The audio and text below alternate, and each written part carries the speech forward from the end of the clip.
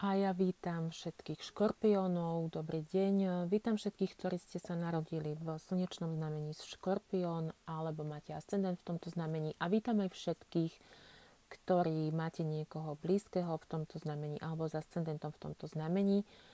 Poďme si povedať, ako vás ovplyvní spln v Kozorožcovi, ktorý sa bude konať teraz v nedeľu 21.7. o 12.17. minúte. A bude to už druhý spln za toto obdobie, lebo aj mesiac dozadu sme mali spln v Kozorožcovi. Akurát je o to zvláštnejší, že sa koná na 29. stupni Kozorožca a veľmi blízko Pluta, ktoré je teraz na 1. stupni Vodnára a cúva. Takže tieto energie sú o to viac silné. U vás sa, škorpióni, bude konať tento spln vo vašom 3. dome. To znamená, že sa budete sústrediť na komunikáciu a hľadať rovnováhu medzi povinnosťami a vašou emočnou stabilitou v rámci vášho 3. domu. Teda budete sa učiť, akým spôsobom môžete komunikovať so svojimi blízkymi a so svojimi priateľmi takým spôsobom, aby ste vy zostali emočne celiství a aby ste našli nové spôsoby, ako vyjadriť svoje názory, tak aby ste ani nikomu neublížili. Budete prehodnocovať svoje vzťahy, ktoré máte s vašimi súrodencami alebo s vašou takou širšou rodinou, lebo to sú aj bratranci, sesternice, alebo s vašimi blízkymi priateľmi, alebo s vašimi susedmi. A vďaka týmto vzťahom, ktoré máte a ktoré si budete riešiť, budete viac vedieť porozumieť sami sebe. Čiže zistíte, kto ste viac. U vás je Pluto vo vašom 4. dome na začiatku Vodnára. To znamená, že sa dotýka vašich rodinných väzieb. Tam ma to viacej ťahá k tomu, že všetko toto sa bude odvíjať s vašimi súrodencami. Pokiaľ súrodencov nemáte, tak možno máte priateľov, ktorí sú vám ako súrodenci. Alebo tam vyskytne nejaká situácia, že budete musieť sa baviť teda s niekým z vašej rodiny, ale nemyslím tým úplne tú najbližšiu, s ktorými zdieľate jednu domácnosť.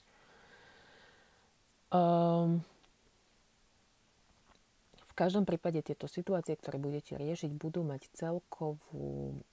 celkový dopad na vašu vnútornú pohodu. A o tom vlastne ten terajší spln v Kozorožcovi je hľadať vlastnú vnútornú pohodu, vlastnú vnútornú harmóniu a emocionálnu stabilitu. Vybalansovať povinnosti, čiže to, čo považujem za nutné, povinné, aj keď ma to otravuje, a robiť to takým spôsobom, aby som sebe emočne neubližovala.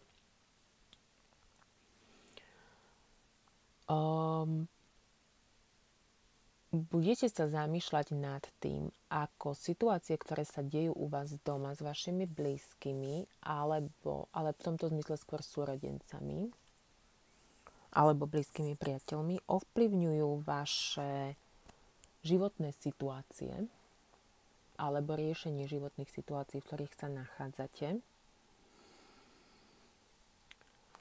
Vy máte teraz cúvajúci Saturn a Neptún vo vašom 5. dome v Rybách. Títo vás nabádajú na to, aby ste sa viac realistickejšie pozreli na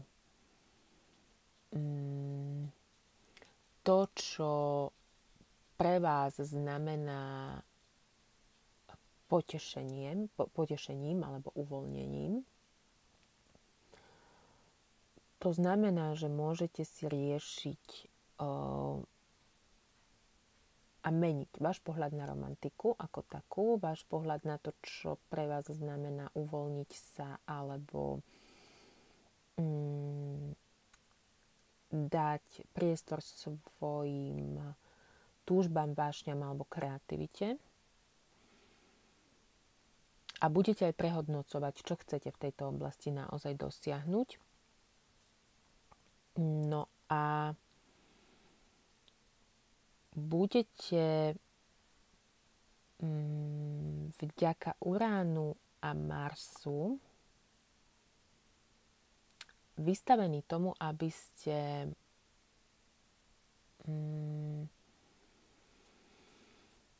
sa naučili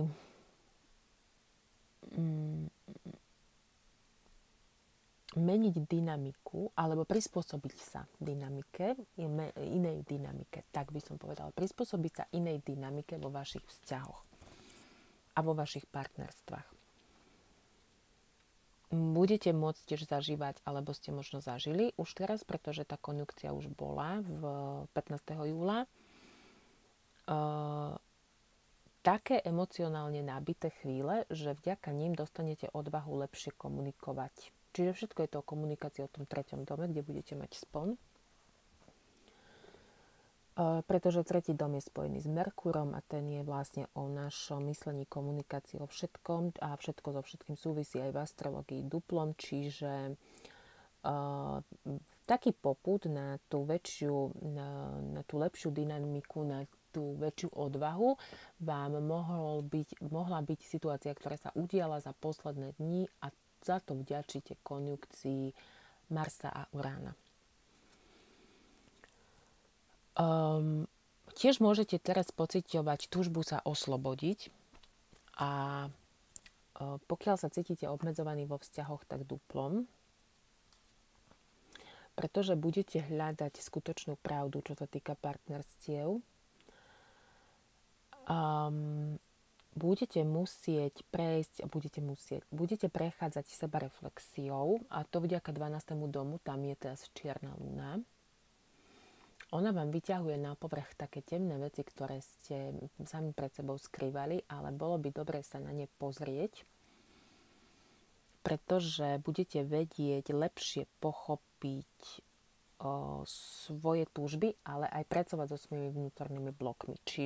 A to vám zase pomôže v tej komunikácii. Tento spln osvetlí všetko toto, o čom som hovorila. Vyťahne to na povrch a skrz nejakú situáciu, s ktorou ste konfrontovaní alebo s ktorou budete konfrontovaní, sa všetky tieto vrstvy odhalia. Poďme sa pozrieť na to, akým spôsobom si vy budete riešiť teda ten spln a s akými energiami vchádzate. Čiže škorpióni, vchádzate s energiami. Ťaháte si sem nejakú minulosť. OK, dobre.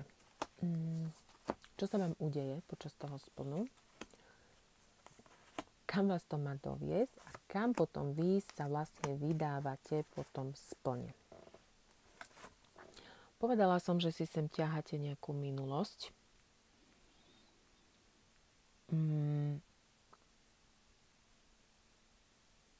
Snažíte sa oslobodiť od minulosti, ale nejakým spôsobom vám to stále nejde, pretože v myšlienkach, v emóciách ste v tej minulosti stále zabrúzdení. Môže byť, že niečo skončilo, za čím je vám ľúto, a tým pádom sa stále musíte vrácať späť do tej minulosti a to vám nedovoluje ísť dopredu.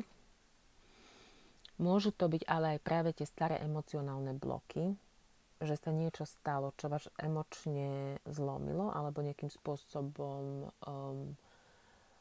vám to zanechalo stopu, do ktorej sa stále musíte vrácať. Máte pocit, že je tu stále prítomná. Môže to byť kľudne nejaký nevyriešený problém, ktorý máte pocit, že musíte stále mu venovať pozornosť, alebo vás ešte stále hrízie. V každom prípade toto je nepríjemná energia, pretože vám nedovoluje ísť dopredu.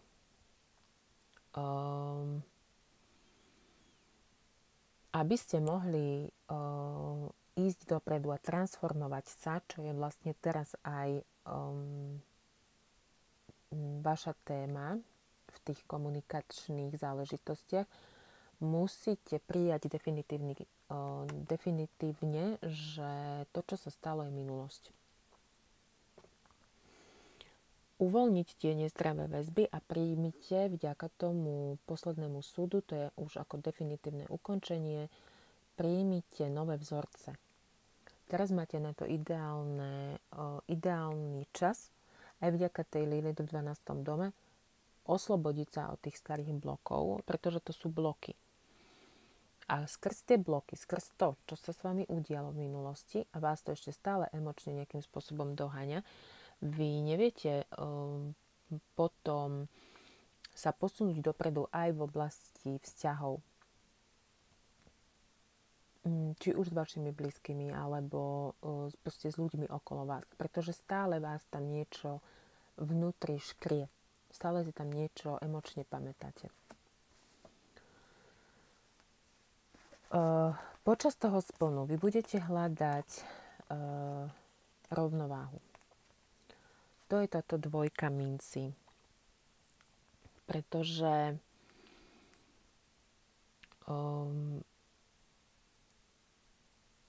budete hľadať spôsob, ako sklbiť povinnosti, ktoré máte voči rodine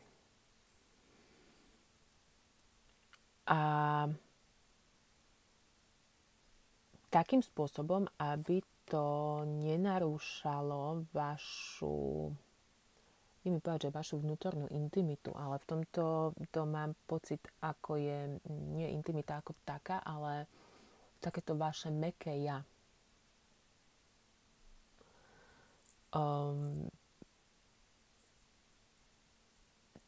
Toto je hodne trojica kariet, ktorá hovorí aj o duchovnom raste. To znamená, že tu v tej štvorke palic, tá nám hovorí o tom, že niečo, čo je tu z hľadiska rodinných väzieb alebo z hľadiska rovnováhy, nie je stabilné.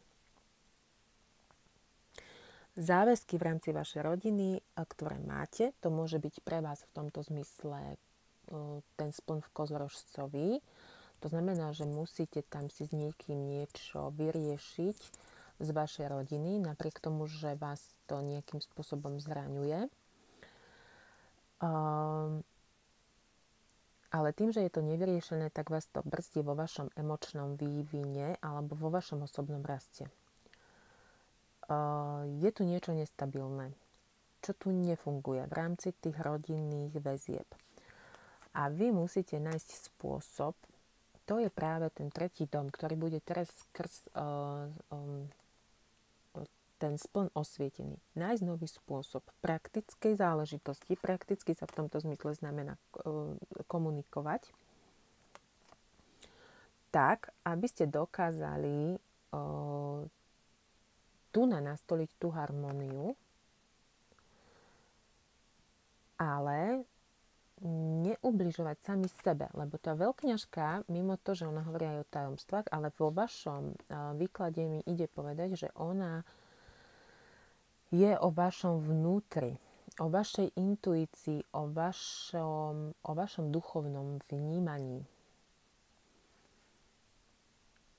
Muselo sa tu asi udieť niečo, s čím veľmi nie ste komfortne, akože nie je to v súlade s vašim vnútorným svetom, s vašim vnútorným nastavením.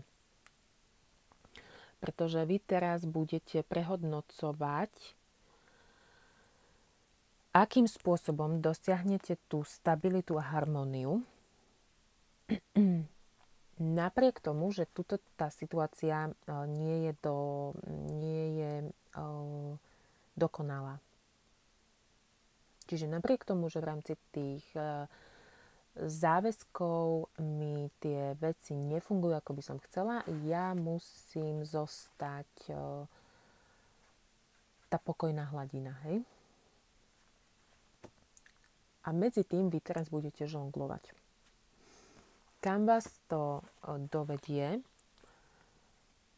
je, že sa rozhodnete, nájdete v sebe silu ukončiť veci, ktoré vo vašom živote už nefungujú. Takže ide mi to povedať tak, že to, čo tu stále so sebou nosíte do tej minulosti, sa okolo toho splnu konečne rozhodnete, že ukončujete. Veci, vzťahy, ľudia, ktorí už nemajú vo vašom živote čo robiť, preč.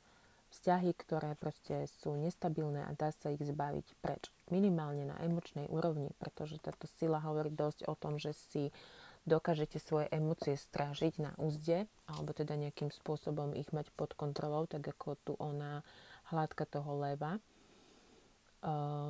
Tým pádom aj vy budete vedieť ukončiť niektoré záležitosti vo vašom živote na emočnej úrovni tak, aby ste držali tie emócie pod kontrolou. Čiže budete v tej energii tej veľkňažky, čo je pekné. Kam vás to má doviesť a kam sa vy teda potom posuniete po splne, je, že naučíte sa, možno tu, okolo toho splnu, tá väža, ona nikdy veci nepadajú len tak, hej. Vždy im buď bude predchádzať nejaký konflikt, alebo nejaká burka, tak ako tu je ten blesk a oheň, tak aj vy tu je dosť možné, že aby ste si upratali u seba vo svojom vnútri svoju harmóniu a tuto tie veci nefungujú, no tak proste inak ako tým neporiadkom, ktorý musíte vytvoriť, lebo vždy, keď sa upratuje, tak sa urobí väčší neporiadok, takže aj teraz, keď budete upratovať tie vzťahy, tak jednoducho bez tých bleskov to nepôjde. Ale vy vďaka tým konfliktom sa budete vedieť posunúť dopredu a začať od znova niečo.